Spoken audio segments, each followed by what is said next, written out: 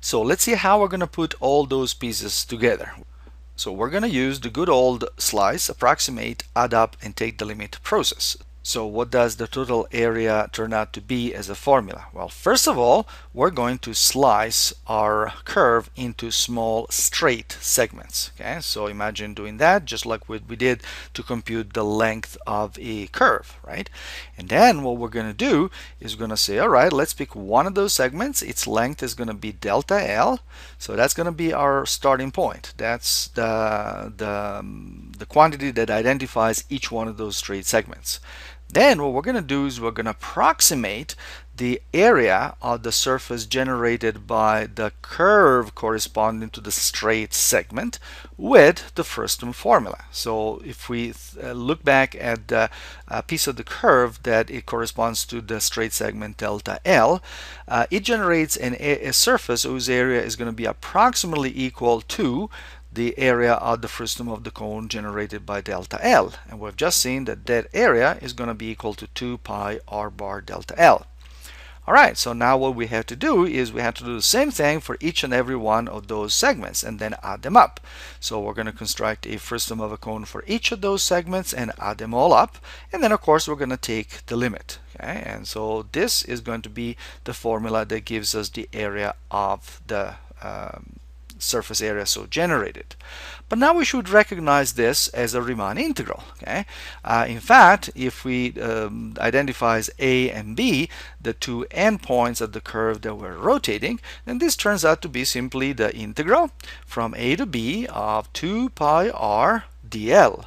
Now, how did I change the formula? Remember, the limit as n goes to infinity of the sum from 1 to n, that becomes the integral from a to b. The 2 pi r bar becomes 2 pi r. Why? Because r bar, remember, is the average radius. But as delta L becomes extremely small, the average radius basically becomes the radius at each of the points. So it just becomes the radius r. And delta L becomes the differential dl. Alright, now there are still a couple of details to work out about this formula in order to be able to use it. So let's have a look at them.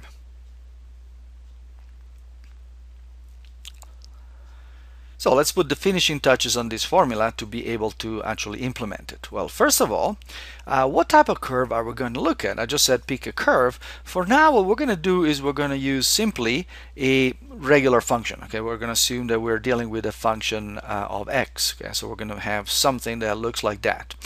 If the curve we have is not a function of x, then what we can do is we can actually split it up into several pieces, each of which is in fact a function. In fact, in some situations we may be able to apply the formula we're going to come up with shortly, even in situations where our curve is given in parametric form. Okay, either by splitting it up and eliminating the parameter, or by making a suitable substitution. But for now, let's assume that we're just dealing with a function of x.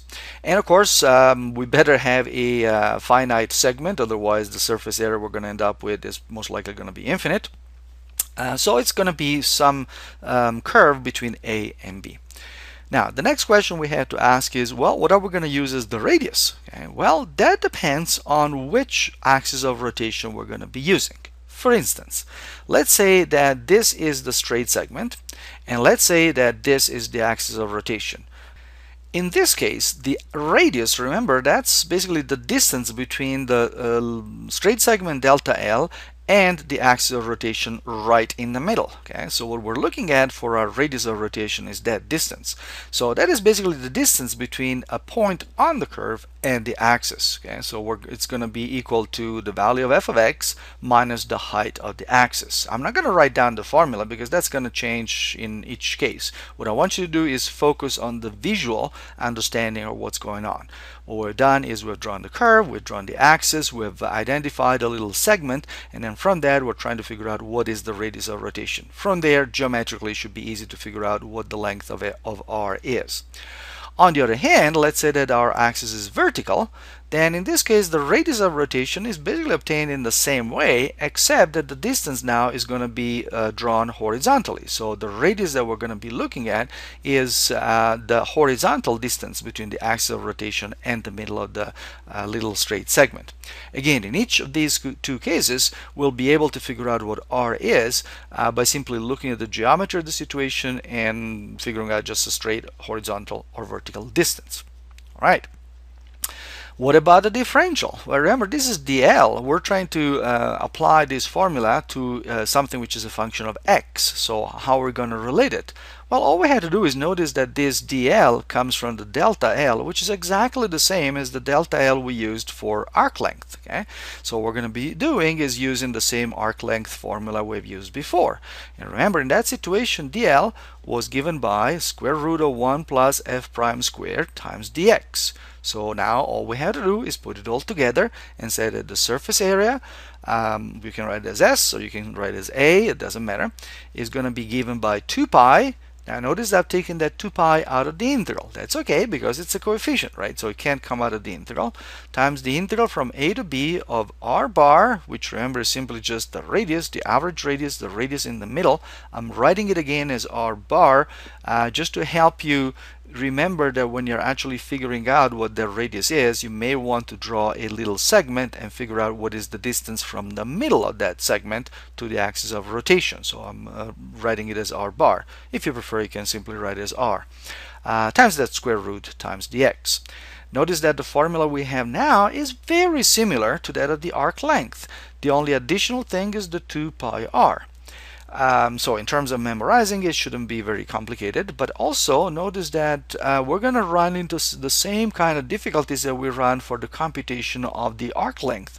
Namely, unless the formula involving that square root simplifies nicely, we may be stuck in the actual computation of the antiderivative. So either we're going to have some cooked up examples, which you will have in many situations, or we'll have to be happy with just setting up the integral and then wait until we figure out a way of approximating a definite integral with some suitable methods in order to come up with an estimate of the surface area if we cannot compute it exactly.